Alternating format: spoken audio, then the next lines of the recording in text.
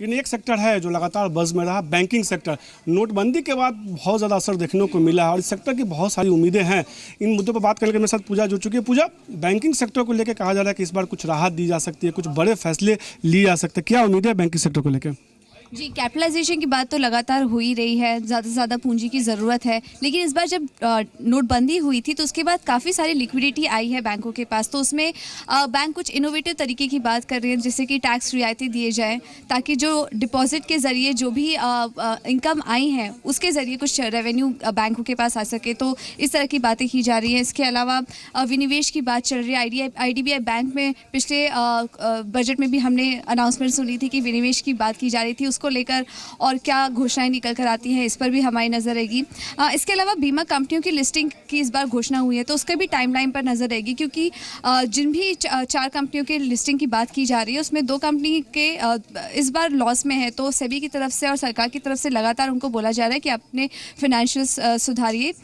इसके बाद ही कुछ शायद आगे अपडेट्स निकल कर आएंगी कि कब तक इन चारों इंश्योरेंस कंपनी की लिस्टिंग होती है। इसके अलावा होम लोन को और ज़्यादा से ज़्यादा बूस्ट करने के लिए 2 लाख से ज़्यादा अगर ब्याज भुगतान किया जाता है तो वहाँ पर टैक्स छूट के होने की संभावना है। PSU बैंकों के मर्जर को लेकर भी कुछ घोषणा इस बजट में निकल कर आ सकती है, तो ये कुछ ऐसे अनाउंसमेंट है जिस पर हमारी नजर रहेगी। तो निश्चित रूप से कहीं ना कहीं कुछ बड़ी घोषणा हो सकती है। डिम्पी, जल्दी से होम लोन सेक्टर को वाकई राहत मिलने वाली है होम लोन पे? हाँ, बिल्कुल मिलने वाली है, क्योंकि स्टॉक्स की आप परफॉर्मेंस देखें या फिर सेक्टोरल जो हम लगातार बार बार स्कैन कर रहे थे, इस बार ये बात तय है कि नोटबंदी के बाद सरकार जो मीठी गोली देने वाली है और सबसे ज़्यादा मीठी जो होगी वो होम लोन सेक्टर से ही होगी, क्योंकि एक ऐसा सेगमेंट है जिसमें सरकार खुद चाहती है कि 2022 तक सबको घर मिल जाए।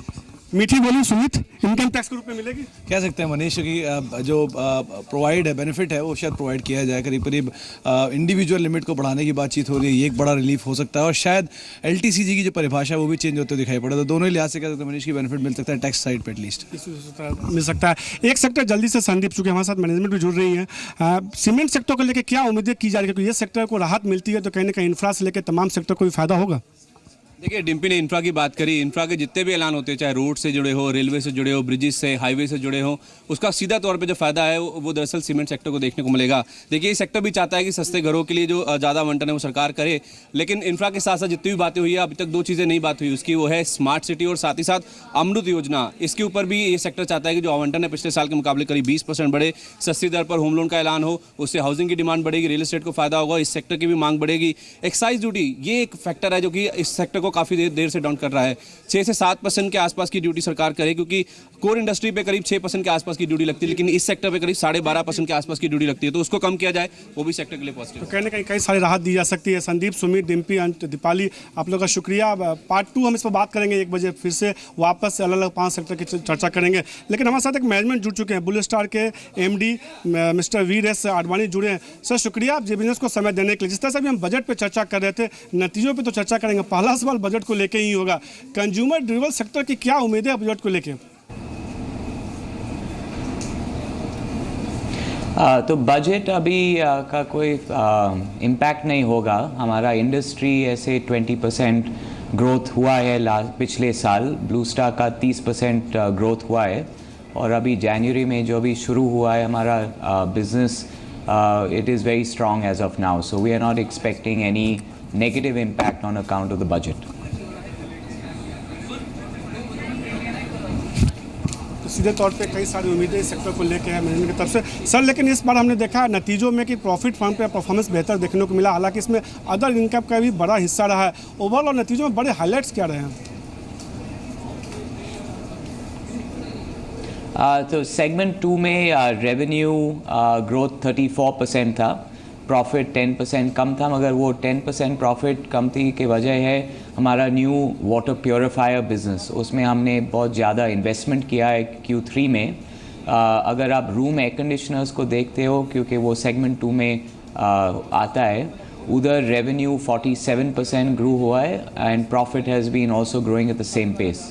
So as far as the room air conditioner business is concerned, it was a very good quarter, बहुत अच्छा क्वार्टर था हमारे लिए और Q4 और नेक्स्ट साल भी बहुत पॉजिटिव दिखता है। आडवाणी जी, आखिरी सवाल होगा, इंटरनेशनल कारोबार कैसा कर रहा है आपका, खासतौर पर खाड़ी देशों में कंपनी का परफॉर्मेंस कैसा है और आने वाले दिनों में क्या कंपनी कुछ अधिग्रहण की योजना या विस्तार योजना भी है? So looking forward, we look at a good FY18 coming up.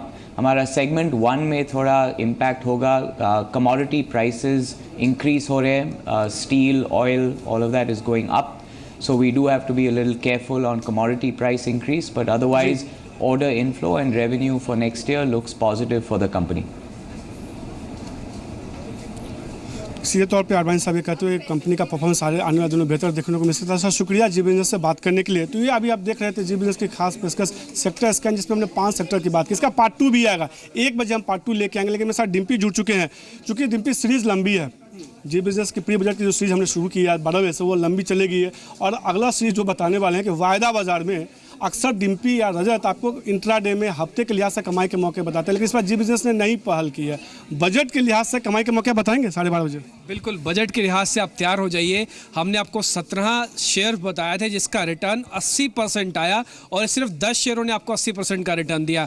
तो बजट में अब ज़्यादा दिन समय रह नहीं गया है। हमने 12 शेयर ऐसे निकाले हैं जो कि आपको बजट बोनंजा के तौर पर मिल जाएगा। तो बने रहिए जी बिजनेस के बाद अगला कार्यक्रम बजट से ही वादा से फ़ायदा।